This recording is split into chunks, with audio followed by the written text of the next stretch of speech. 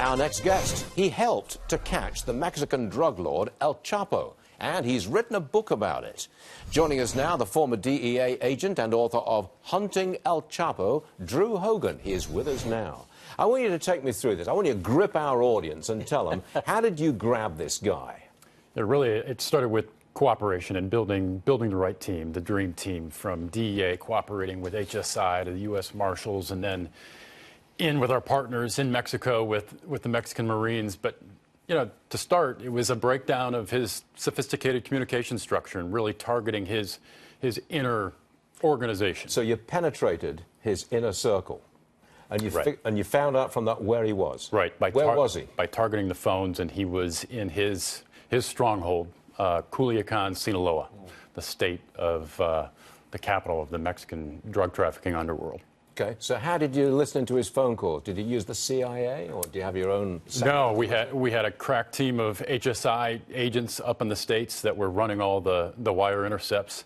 They were sending me the line sheets, and we were able to dissect those and really figure out his inner infrastructure and his organization and pin him down. So you got him in his stronghold. You surrounded him with the Mexican army, the Mexican Marines. Mexican Marines, right. We hit it, and he escaped. You went in with guns blazing?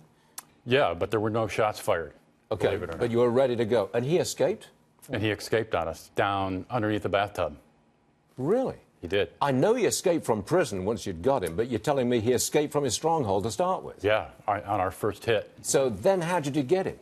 Through sustained and persistent operations. I mean, we stayed on him. We knew that he made a quick trip down to Mazatlan, where he was holed up in a hotel room.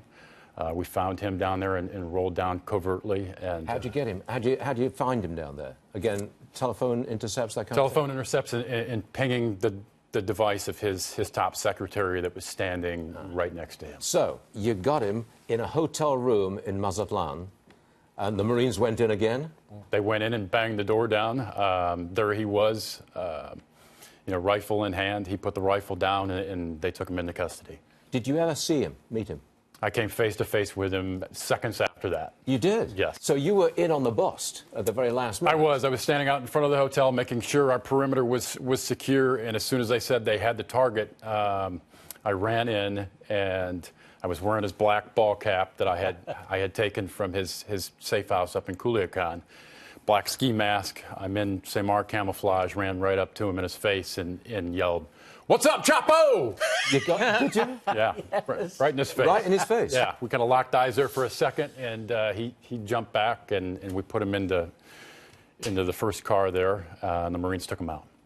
Wow, that's pretty good. You're right in his face. In his face. You see, you should have said that right at the beginning of the interview. You should have grabbed him right there with that one. That's very good, young man. So then off he goes to prison, and he escapes from prison. Yeah. Right. Is there any prison that, well, I don't know where he is now, but I take it that he's going to stay where he is now? Yeah, he's just to the south of us, locked up for 23 hours a day by himself. Wait, just to the south of us. Is in New York? Yeah, in Manhattan.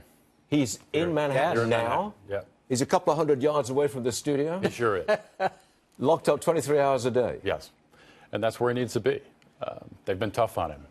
The judge has been very firm with him, and that's the only way to keep him from gaining one step ahead. He never gets out? As he always has been. He never gets out? He won't get out here. Not in the United States. You've got that look on your face. Not in the United States. Wait a second. President Trump wants to impose the death penalty on Major League's drug dealers. I guess El Chapo would qualify. Would you like to see him get the death penalty? Oh, I don't know. That's not my determination to make. I put him away. You know, it's now the job of the prosecutor to do that. Are you the guy in charge of putting him away? Were you the leader of the team? I was the leader, yeah, along with several agents from HSI and DEA, but... Don't be bashful, lad. I mean, come right out with it. You got him. Essentially the quarterback, right. Well, congratulations, Drew. Thank you. That was really terrific. And you told the story so well. Yeah. See, that's what I wanted. I want a good story here. You got it for me. The name of the book is Hunting El Chapo. You're the author, Andrew Hogan. I shall read it. Yes. Thanks very much for being with us, sir. Appreciate it. Great stuff.